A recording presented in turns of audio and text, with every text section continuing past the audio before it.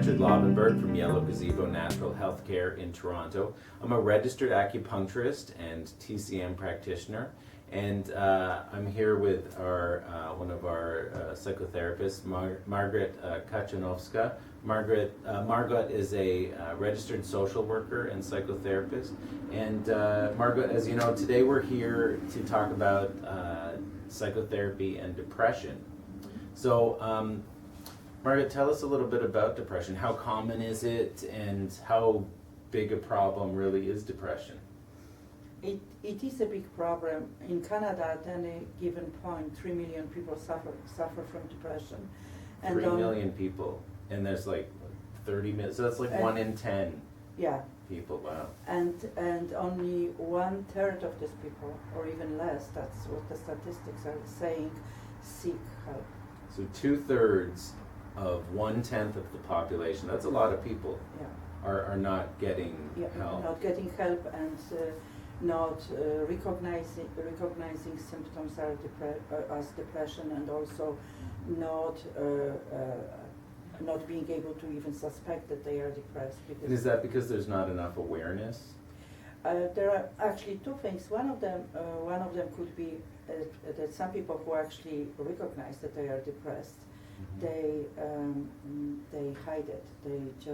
There's a stigma around mental illness. So they would be hiding it from even from the family members, but also from coworkers and friends. So they don't seek treatment, and they get worse, or they just never get better. And it takes so much energy for them to actually function,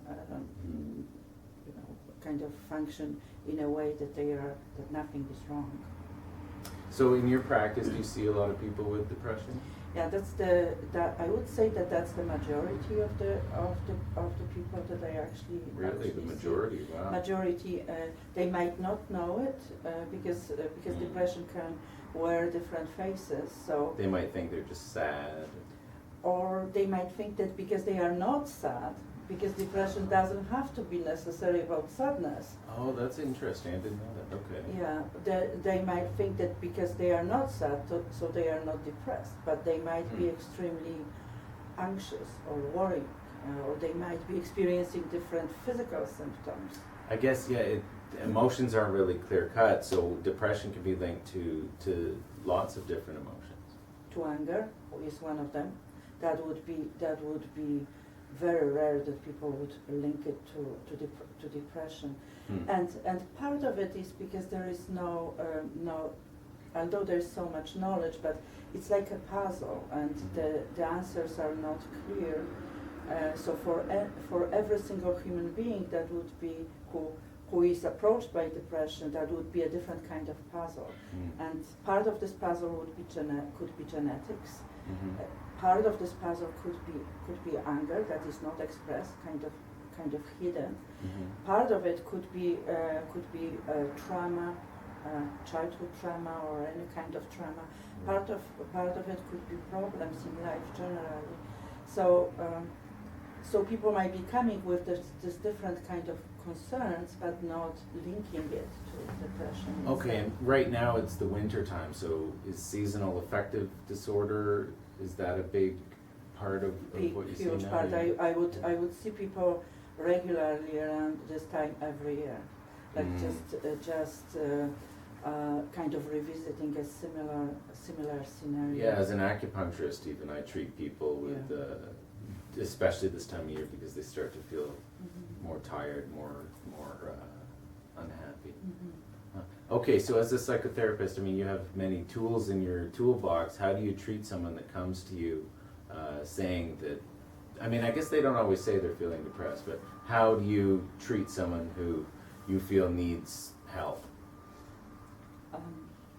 So one of the ways that I like to look at any kind of concern, and that includes depression, is actually to externalize the depression. So not associating depression with the human being. So I wouldn't say that you are depressed, although I know that's a common language. Okay. But I would ask a question: when the depression arrived to your life, or when was the first time you noticed that you've been approached by depression. So that I don't identify with myself as depressed, but depression is a thing that's in my life. I like that. I like that. And therefore, there is a different kind of conversation that can happen because, first of all, there is immediate hope. That's not me. There's nothing wrong with me. There's Right. nothing. And second of all, we can kind of map together the impacts of depression on different aspects of life, and also look for what is precious for the human being that is kind of taken away by depression or deteriorated by depression, and how the person can choose to reclaim them. Give them the power to take it over. That's fantastic. That's fantastic.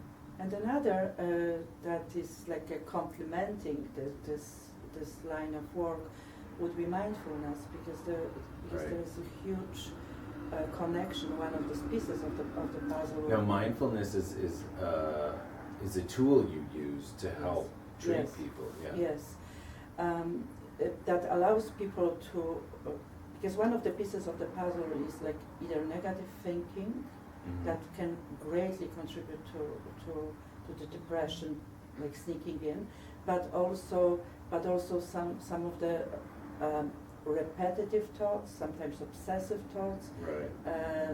thoughts of putting myself down or not. So kind of looking at the thoughts and detaching from the thoughts through the mindful practices allows people again to reclaim themselves from the impact of them. Yeah, that's fantastic. Well, thank you so much, Margotte. I really think that the work that you do is phenomenal, and I think people would really benefit from coming to see you. So if you would like to talk to Margotte, or just have a question for her, you can email the clinic info@yellowgazeboclinic.com or call us. Margotte can get in touch with you personally. You don't have to share any information with the clinic, and she's very good at keeping things private for you. So, thank you, Margotte. Thank you very much for this opportunity. That was wonderful. Okay, great.